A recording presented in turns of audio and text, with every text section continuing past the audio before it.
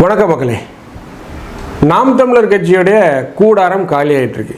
அதாவது அண்ணன் சீமானுடைய கூடாரம், அரசியல் கூடாரம் காலி ஆகிட்டு இருக்கே அப்படின்னே சொல்லலாம்.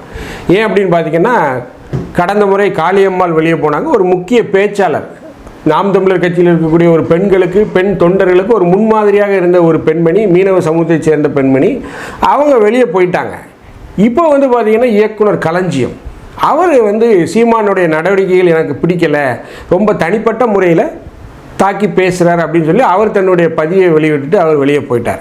சீமானும் அவரை தொடர்பு கொண்டதாக செய்திகள் வருது. பட் அது எந்த அளவுக்கு உண்மை அப்படிங்கிறது தெரியல. ஏன் சீமான் கட்சியிலேருந்து ஒவ்வொருத்தராக வெளியே போயிட்டுருக்காங்க?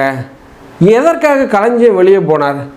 களஞ்சியம் சீமான் கூட ரொம்ப நெடுங்காலமாக பயணிச்சுட்டு வர்றார். ஆரம்ப காலங்கள் முதலே இருந்து அவர் பயணிச்சுட்டார்.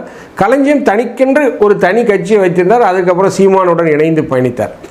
தமிழ் தேசியம் அப்படிங்கிற அந்த ஒற்றை புள்ளி, அந்த ஒத்த கருத்துடன் இணைந்து சீமானோட பயணித்துட்டு இருந்தார். ரொம்ப நாளாக பயணித்துட்டு இருந்தார். கடுமையாக பேசக்கூடிய ஒரு மனிதர். அவர் இன்னைக்கு சீமானுடைய செய்கைகள் பிடிக்கலை அப்படின்னு வெளியே போகிறார்.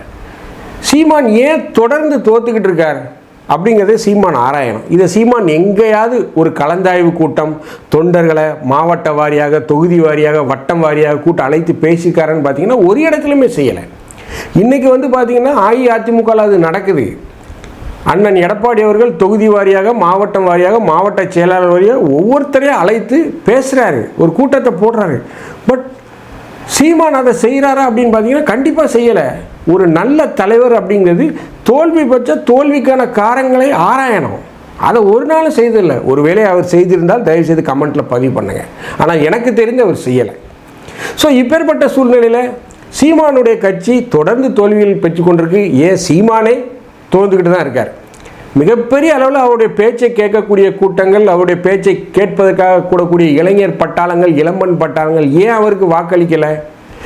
இன்டர்நெட் இணையதளத்தில் மிகப்பெரிய அளவில் சீமானுடைய பேச்சை கேட்குறாங்க, விரும்பி கேட்குறாங்க. சீமானுடைய பேச்சை கேட்டால் எனக்கே புல்லரிக்கும், என்னடா இந்த மனுஷன் இப்படி பேசுகிறாரு அப்படின்ட்டு. அவ்வளோ மக்களுடைய எண்ணத்தை அப்படி பிரதிபலிப்பார். பட் ஆனால் அவருக்கு ஏன் ஓட்டு விடலை? டெபாசிட் கூட வாங்க முடியல. போட்டியிட்ட 234 தொகுதியிலையும் நாம் தமிழர் படுதோல்வி, டெபாசிட் போயிருச்சு. கட்சியுடைய தலைவரே ஜெயிக்க முடியல. அப்போ அந்த கட்சியுடைய செயல்பாடுகள் எப்படி இருக்குது? ஏன் கட்சி தலைவரால் கூட ஒரு சீட்டில் கூட ஜெயிக்க முடியல? கட்சி ஆரம்பித்து 16 வருஷம் மனுஷன் குய்யாமுய்யான்னு கத்திக்கிட்டு இருக்காரு. பிரம்மாண்டமான ஸ்பீக்கர் இருக்குது. ஆனாலும் அண்ணன் சீமானியே இந்த அளவுக்கு கத்துறாருன்னு தெரியலை.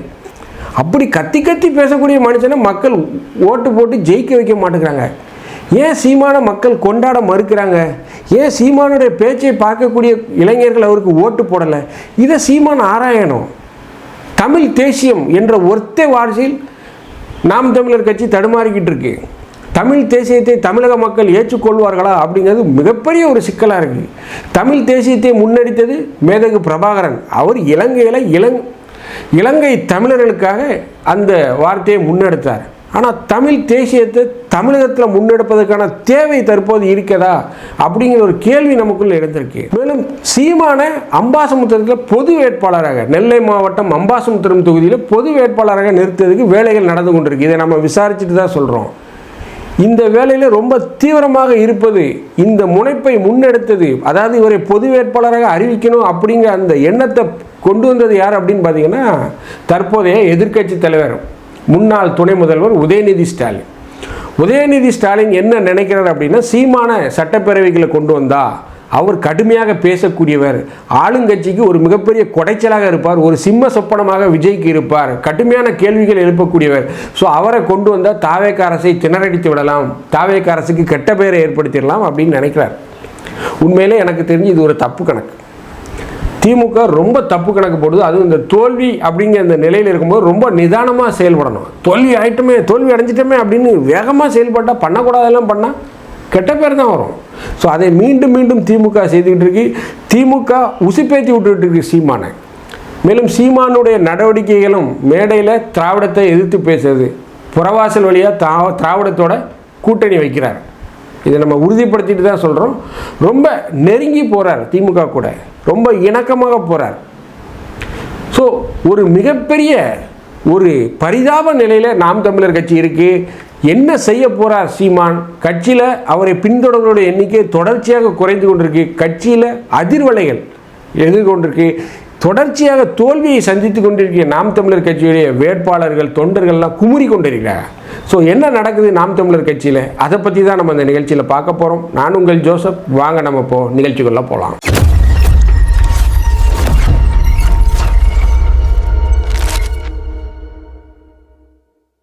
நாம் தமிழர் தமிழக அரசியலில் ஒரு முக்கியமான கட்சி. அண்ணன் சீமான் எனக்கும் பிடிக்கும், நன்றாக பேசக்கூடியவர், மேடையில் ஒரு மதிப்பிற்கும் மரியாதைக்கும் உரிய மனிதர். அதுவும் குறிப்பாக அவர் இந்த கல் இறக்கும் அந்த இதில் போராட்டத்தில் ஈடுபட்டார்லே, அவரே பனைமரத்தில் ஏறி கல்லை இறக்கி அதை அரசாங்கமே விற்கணும், டாஸ்மாக் விற்கும் போது கல்லை விற்கணும் அப்படின்னு சொல்லிலாம் கூக்குரல் கொடுத்தார். உண்மையிலே அதெல்லாம் ஒரு முன்னேற்பாடு, அதெல்லாம் ஒரு சூப்பரான விஷயங்கள், கொண்டாடப்படக்கூடிய விஷயங்கள். அதுக்கு நம்ம பாராட்டியே நம்ம வீடியோ போட்டிருந்தோம், அண்ணன் சீமானை பாராட்டி. ஸோ இப்பேற்பட்ட சூழ்நிலையில் நாம் தமிழர் கட்சியுடைய கூடாரம், சீமானுடைய கூடாரம் தொடர்ந்து காலியாகி கொண்டிருக்கு. பல்வேறு பேர் வெளியே போயிட்டுருக்காங்க. காளியம்மாள் போனாங்க. இப்போ பார்த்தீங்கன்னா இயக்குனர் களஞ்சியம், இவர் தமிழ் தேசியத்தில் ஒரு மிகப்பெரிய ஒரு நீண்ட நெடிய அனுபவத்தை உடையவர். ஆரம்பத்தில் அவரே ஒரு கட்சி ஆரம்பித்து அதுக்கப்புறம் சீமான்கிட்ட இணைந்து மிக நெடுங்கிய காலம் நெடிய காலம் சீமானு கூட நாம் தமிழர் கட்சியில் பயணித்தவர். அவர் இன்றைக்கி கட்சி வேணான்ட்டு போகிறார். அவர் சொல்கிற காரணம் என்ன? சீமானுடைய பேச்சு வழக்கு, அவர் ஒரு பர்சனல் அட்டாக் பண்ணுறாரு, அந்த மாதிரிலாம் ரொம்ப வெறுப்பு பேச்சு, அதாவது இந்த வெறுப்பு பேச்சு, ஹேட் ஸ்பீச்னு சொல்லுவாங்க இல்லையா, அந்த வெறுப்பு பேச்சை பேசுகிறாரு, அது எனக்கு பிடிக்கலை அப்படின்னு சொல்லிட்டு போகிறார். ஸோ இது ஒரு சரியான காரணமா அப்படின்னு பார்த்தீங்கன்னா இதுவும் ஒரு காரணம், ஆனால் இதுவே முக்கிய காரணம் அல்ல. வெளியே போகணும்னு நினச்சிட்டாரு, இந்த கட்சிக்கு எதிர்காலம் இருக்கா இல்லையா அப்படின்னு அவரும் ஆராய்ந்து பார்ப்பார் இல்லையா. ஸோ அவருடைய முடிவு இதில் இருந்தால் தேராதுப்பா அப்படின்ட்டு வெளியே போயிட்டார். ஏன் தேராது அப்படின்னா ஒரு சின்ன உதாரணம் தான். 108 தொகுதிகளை வென்ற விஜய்க்கே கூட்டணி தேவைப்படுது, கம்யூனிஸ்டோடைய ஆதரவு தேவைப்படுது, விடுதலை சிறுத்தைகளுடைய ஆதரவு தேவைப்படுது, இந்திய கம்யூனிஸ்டுடைய ஆதரவு தேவைப்படுது, காங்கிரஸுடைய ஆதரவு தேவைப்படுது. மிகப்பெரிய ஒரு நடிகர், மக்கள் மத்தியில் அமோக செல்வாக்கு, பேரன்பு இருக்குது. முதல் எலெக்ஷனில் 108 சீட்டு, வரலாறு காணாத வச்சு அவருக்கே மக்கள் ஃபுல் மெஜாரிட்டி கொடுக்கல. அதில் சில அரசியல் குளறுபடிகள் இருக்குது, கோளாறுகள்லாம் இருந்தது, பின் சதி வேலைகள்லாம். பட் ஆனாலும் நடந்த நிகழ்வில் அவராலே 108 தான் பெற முடிந்தது இன்றைய நிலையில். பட் சூழல்கள் சாதகமாக இருந்தால் அவர் ஃபுல் மெஜாரிட்டியில் வந்திருப்பார், அது வேறு விஷயம். பட் 108 தொகுதிகளில் வந்த விஜய்க்கே, அவ்வளோ பெரிய மனிதர், அவ்வளோ பெரிய நடிகர், அவருக்கே கூட்டணி தேவைப்படுது. அப்போ நாம் தமிழர்லாம் எம்மாத்திரம் யோசிச்சு பாருங்கள். தலைவராலே ஜெயிக்க முடியல, உங்கள் தலைவராலே ஜெயிக்க முடியல. இப்போ அவருக்கெல்லாம் கூட்டணி வேணுமா வேண்டாமா? கண்டிப்பாக வேணும். கூட்டணி இல்லாமல் தமிழ்நாட்டில் நம்ம ஆட்சியை அமைக்க முடியாது. கூட்டணி அரசு தான் தமிழ்நாட்டில், ஞாபகம் வச்சுக்கோங்க. திமுக சொன்ன மாதிரி மத்தியில் கூட்டாட்சி மாநிலத்தில் சுயாட்சிலாம் இனிமேல் எடுபடாது, அதை உடைச்சிட்டார் விஜய். அந்த ஸ்லோகனை உடைச்சிட்டார். இன்றைக்கி திமுக கூட இருந்த கட்சிகள் எல்லாம் இன்றைக்கி மந்திரி சபையில் இருக்காங்க. இதே திமுக கொடுத்து ஒரு சம்மட்டி அடி அப்படின்னு தான் நான் சொல்லுவேன். ஸோ அப்படி இருக்கும்போது நாம் தமிழருக்கெல்லாம் கண்டிப்பாக கூட்டணி பலம் இல்லாமல் ஜெயிக்க முடியாது. அதை சீமான் பேசுறதுக்கு வேணால் நல்லா இருக்கலாம், நான் யார் தோல்லையும் எதிர்க்க மாட்டேன், என்னுடைய சுயபலத்தில் தான் வருவேன்னா உங்களை அந்தளவுக்கு மக்கள் அங்கீகரிக்கலை. இது ஒரு ஓவர் கான்ஃபிடென்ஸ்னு சொல்லுவாங்கள்ல, அதீத நம்பிக்கை, அதனுடைய வெளிப்பாடு தான். கலை யதார்த்தம் அப்படி இல்லை. சிங்கிளாகவே நீங்கள் வந்தீங்கனாலும் இன்னும் 25 வருடம் இல்லை 50 வருஷம் ஆனாலும் ஃபுல் மெஜாரிட்டியில் நாம் தமிழரால் வர முடியாது. அந்தளவுக்கு மக்கள் உங்களை அங்கீகரிக்கலை, அந்தளவுக்கு ஏற்றுக்கொள்ளலை. விஜய்க்கு கொடுத்த அங்கீகாரத்தை மக்கள் நாம் தமிழர் கொடுக்கல. அதை யோசிச்சு பார்க்கணும். ஏன் கொடுக்கல அப்படின்னா சீமானுடைய பேச்சுக்கள், அவருடைய பேச்சுக்கள் ஒரு மீம் மெட்டீரியல் ஆயிடுச்சு. இந்த ஆமைக்கறி கதை, இந்த ஆமையை ஓட்டில் திருப்பி போட்டு படகு மாதிரி போனால், இட்லியில் கறி வச்ச கதை, இதெல்லாம் மீம் மெட்டீரியல் ஆகி போச்சு. ஒரு பண்பட்ட தலைவராக பேசணும். அவருடைய பேச்சு தான் அவருக்கு எதிரி. எந்த அளவுக்கு அந்த பேச்சு அவரை உயர்த்தியதோ அந்த அளவுக்கு அவருடைய பேச்சு தான் அவரை வீழ்த்துது. ரொம்ப ஆக்ரோஷமாக பேசுகிறார், ரொம்ப ஆவேசமாக பேசுகிறார். அரசியலில் இப்போதைய சூழ்நிலையில் அது தேவையில்லை. அதெல்லாம் பார்த்திங்கன்னா எம்ஜிஆர் காலத்தில் அப்போலாம் ஒலிபெருக்கி வசதிகள் இருக்காது, கத்தி பேசணும், அப்போ பேசுனாங்க கரெக்டு. இப்போல்லாம் ரொம்ப டிஜிட்டல் பிளாட்ஃபார்மில் இருக்கிறோம், லைட்டாக பேசுனாலே சும்மா கணீர்னு கேட்கும். ஆனால் அண்ணன் சீமான் பார்த்திங்கன்னா மேடையில் குய்யோ முறையான்னு நெஞ்சு விம்மி புடைக்கிற அளவுக்கு கத்திக்கிட்டு இருக்கார். ஏன் இந்த அளவுக்கு கத்துறாருன்னு தெரியல. அது அவருடைய உடல்நலத்தை தான் பாதிக்கும். இந்த அளவுக்கு கத்தி பேசுகிறது, ஆவேசமடைந்து பேசுகிறது, எமோஷனலாக பேசுகிறதுலாம் உடல்நலத்தை பாதிக்கும். கண்டிப்பாக இன்றைக்கி அவருக்கு தெரியாது, பிற்காலத்தில் அவருடைய உடல்நலத்தை பாதிக்கும். ஏன் இதை நான் சொல்கிறேன்னா, இவரை போன்ற தலைவர்கள் நமக்கு தேவை, நல்ல ஒரு பேச்சாளி, நல்ல கருத்துக்களை முன்னெடுக்கக்கூடியவர்.